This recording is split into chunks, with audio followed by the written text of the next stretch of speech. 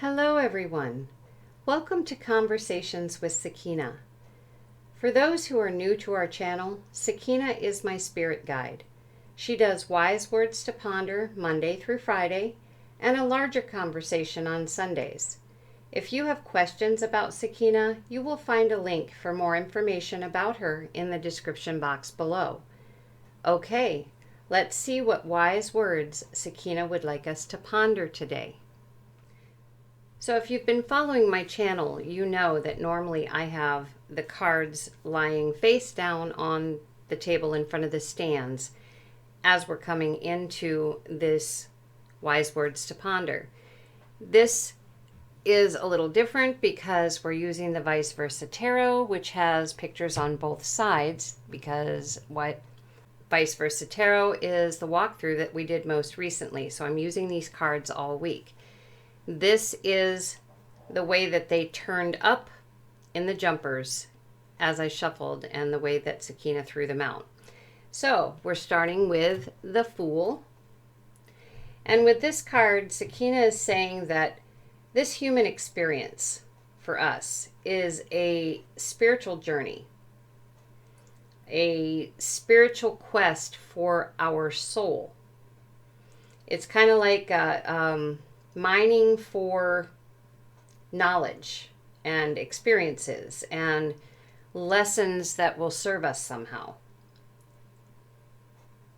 And she says she knows that we really have no idea what this human experience entails, but still we move through it day by day, keep moving forward and gathering what our soul needs to grow, even though we don't even know what we're gathering. And she says this spiritual journey can actually be really enjoyable if we rejoice and embrace rather than resisting what happens, with a kind of curiosity and with a wanting or a need to learn from every experience we have. She's saying that being open and accepting what happens can really serve us. She says that we have instinct and we have intuition, and these were given as a part of the human condition to help guide us forward. So she's trying to tell us that we need to trust ourselves and also to pay attention to signs that appear along the way. Signs that will give us clue which way is forward. So she wants to be sure that if we see a sign of some sort and something that means something to us, that we do not ignore it.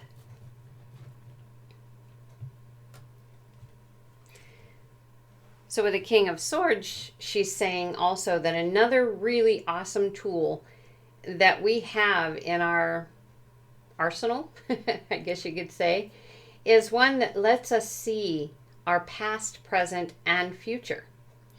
And this tool is called the Akashic Records. This is a place,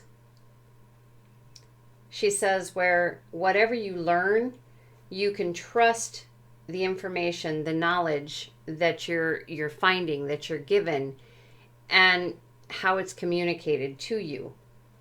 And this information, just like she talked about before, she says it can really be helpful in navigating this spiritual journey that we're on, especially when we're having some really challenging times. But she also wants us to remember that many of the major challenges that we have, they are lessons that are learned or experienced without any help. These are the most valuable lessons. And having them happen naturally without a lot of help is more helpful to what our soul wishes to learn. Sometimes access to the Akashic Records, she says, could be denied to us if we attempt to live this physical existence using them instead of just using them as like a clue or an aid when we're really kind of stuck and not moving forward anymore. So she wants to make sure that we keep living our life and use the tools when we need them, and pretty much only when we need them. So then with the Two of Wands, she's saying that we have yet another tool. Not just the Akashic Records, but the ability to reflect and go inside and contemplate on things. Introspection. We can use that as well for this spiritual journey that we're on. And this gives us the opportunity to consider different possibilities and different directions that we might take, and allows us to choose the direction that actually aligns with our truth or our spiritual values. She says when we use this tool, because it's built into us, the ability to reflect, the ability to think, to contemplate, she says when we use this built-in tool, we are actually experiencing what it means to be human. Not spiritual, but human. She says, too, that we can also call on our higher self, our spirit team, our guardian angel, because they have answers too. And they will always give answers that reflect our highest purpose and what is best for us in the long run. And not just for us, but for anyone and everyone concerned with whatever we are seeking.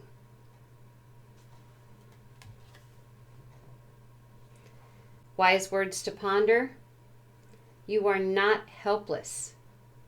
Access the tools you've been given. Take care.